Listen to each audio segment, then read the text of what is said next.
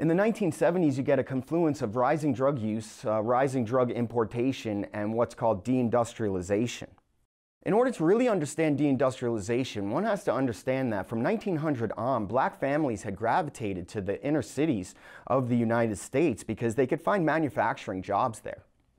These manufacturing jobs, they didn't require degrees. Segregation kept black Americans from getting educated, and in the inner city they could find good paying manufacturing jobs.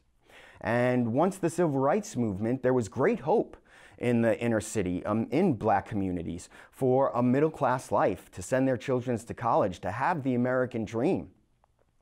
Well, by the early 1970s, corporations realized that there was cheaper labor around the world.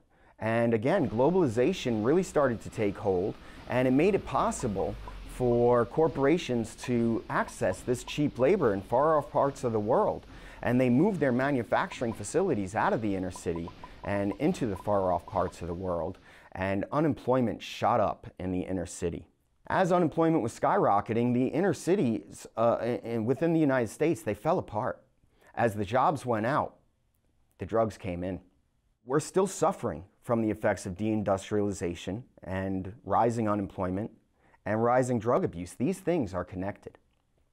In the 1980s, the new drug scourge became the crack epidemic. What people need to realize is that street-level drug dealers are not importing drugs into this country.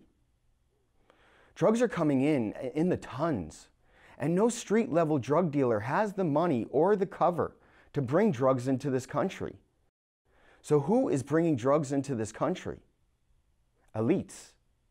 They're either elite in the United States or they're foreign elites, but it is not the street-level drug dealer. In the late 80s, George H.W. Bush, who had his family's roots within the intelligence community from long back, Prescott Bush, back in the 1950s, started the CIA. H.W. ramped up the war on drugs. And he ramped it up with money, he ramped it up with police, he ramped it up with courts, and he ramped it up with laws. And his ramp up of the war on drugs was focused squarely on the inner city. But if you know anything about 1980s culture, drugs were rampant everywhere, especially cocaine. Just watch the movie The Wolf of Wall Street.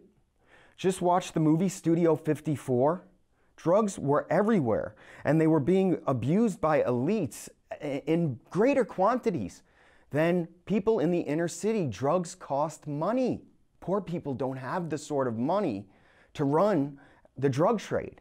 They don't have the sort of money to account for the amount of drugs that are coming into this nation and being done in this nation.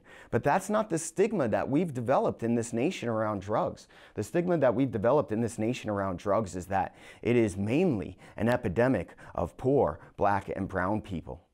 And that goes all the way back to the history of culture being stronger than law, but laws being able to be used as a vehicle of oppression of certain cultures.